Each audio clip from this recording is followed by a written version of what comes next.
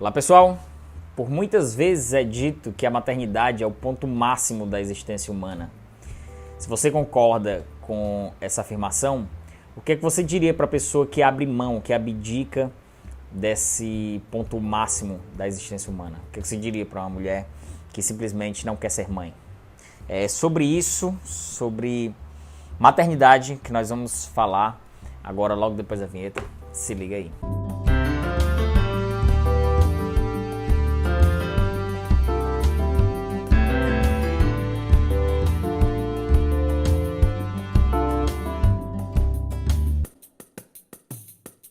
Bom pessoal, já vou pedindo para você dar o like nesse vídeo, inscreva-se no canal se ainda não estiver inscrito e ative o sininho de notificação para ficar recebendo as novidades todas as terças e sextas-feiras aqui no Seleção Literária. Participa também do sorteio que está rolando aqui no canal, vou deixar o link aqui, sorteio de vários livros, e acompanha também a gente na leitura conjunta do Dicionário da Escravidão e Liberdade e da coleção Exit também, todos os detalhes estão aqui embaixo para você ficar sabendo.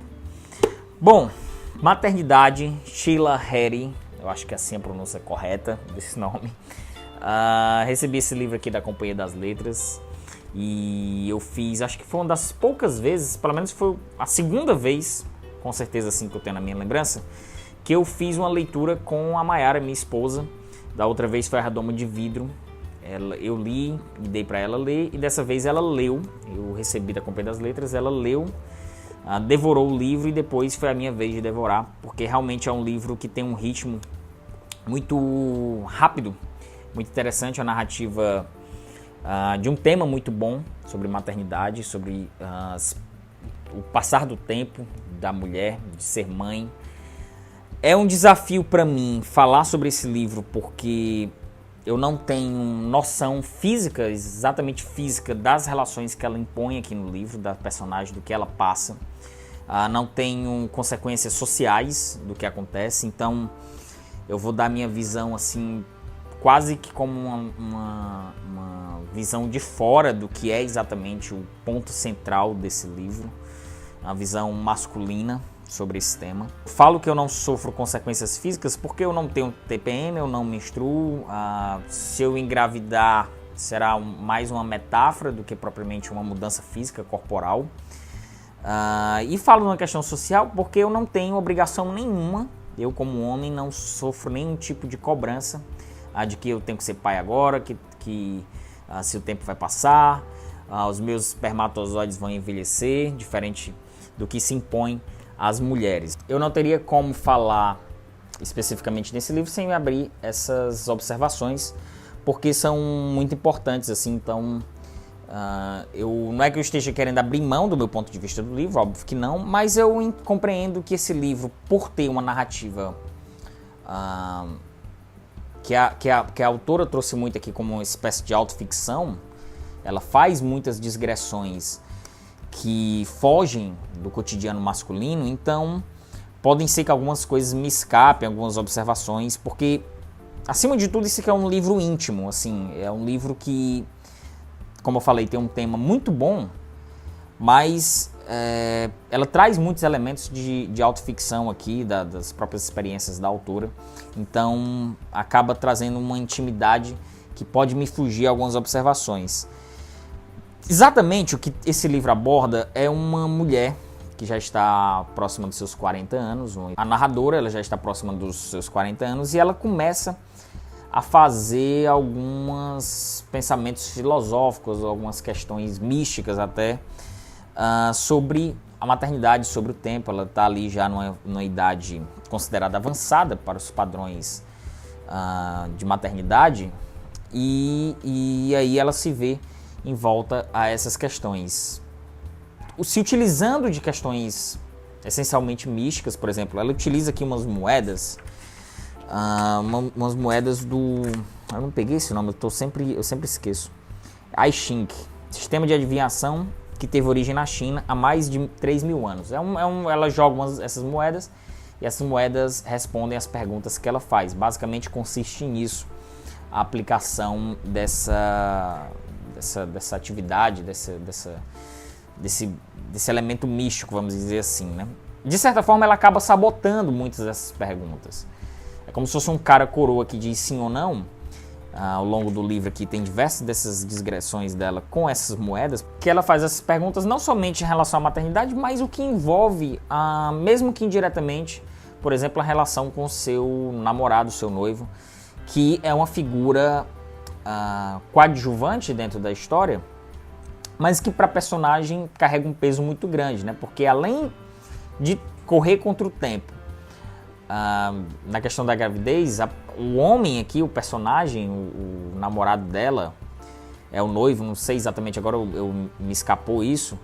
Ela fica em constante questionamento se é a pessoa certa para isso, se é a pessoa certa para ter o filho com ele.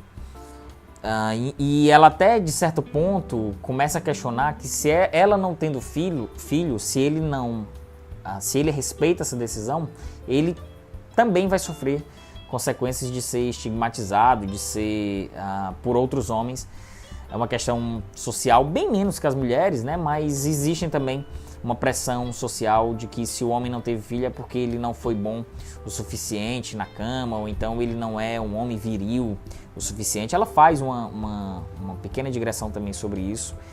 E ao longo do livro é basicamente isso.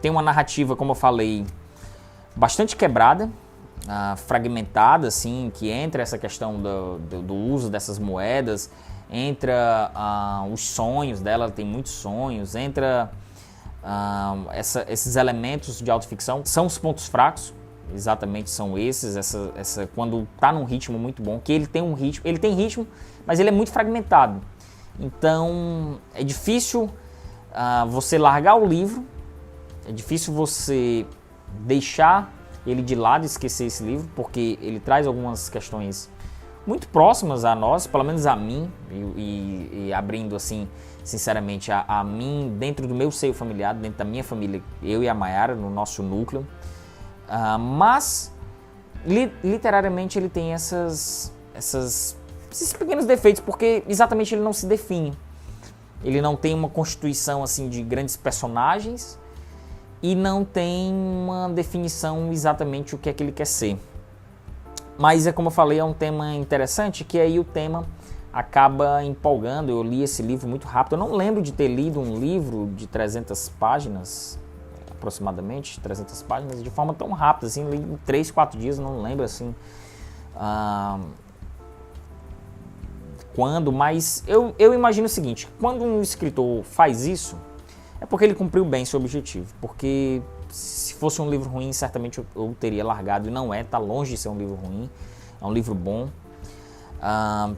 Tem umas questões interessantes aqui sobre tabu, é um livro que, além de tratar sobre o íntimo, né, além de tratar sobre o tempo, além de ter alguns questionamentos filosóficos, é uma questão de tabu, não deixa de ser.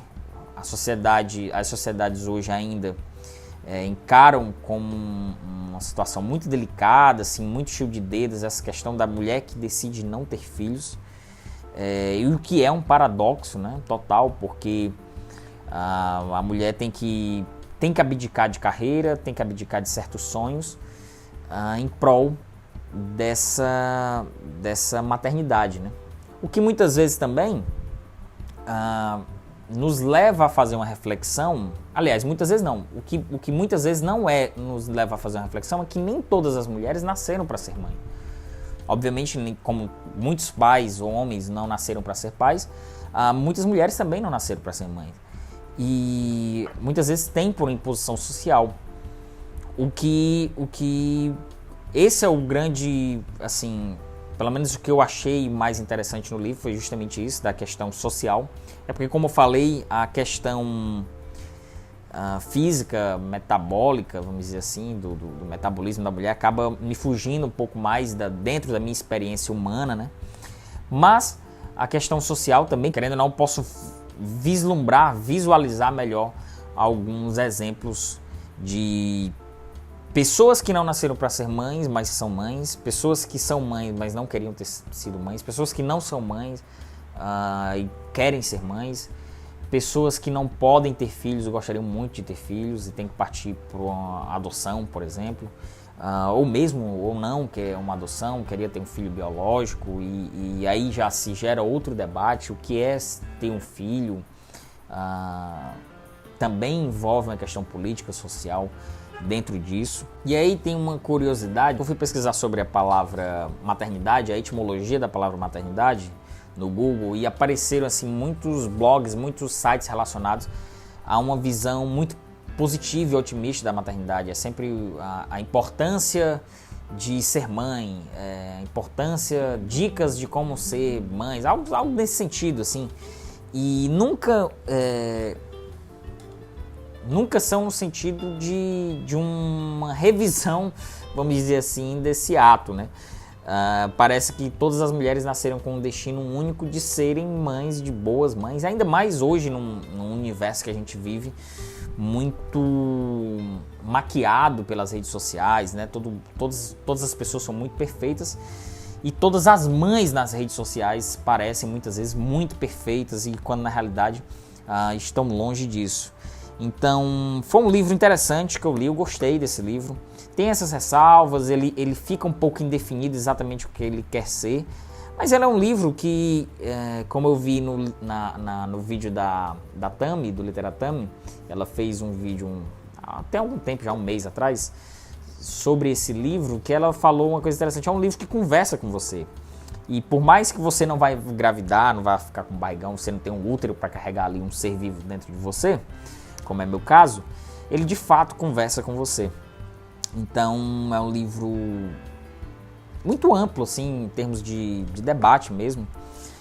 E eu acho que deve ser lido por quem é mãe, por quem não é mãe, por quem quer ser mãe, quem não quer ser. Eu acho que tem até uma pessoa aqui, Miranda Julie, que fala, autora de O Escolhido Foi Você. É um livro para quem está pensando em ter um bebê, quem teve um bebê, quem não teve um bebê, quem não quer ter um bebê, quem não sabe o que quer, mas sente a pressão do relógio mesmo assim.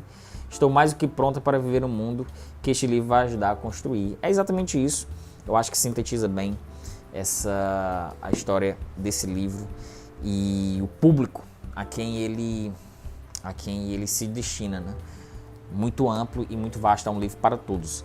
Então, conversa um pouco comigo sobre esse livro, comenta aí embaixo, deixa o like nesse vídeo, compartilha com os amigos, é isso aí. Valeu, tchau!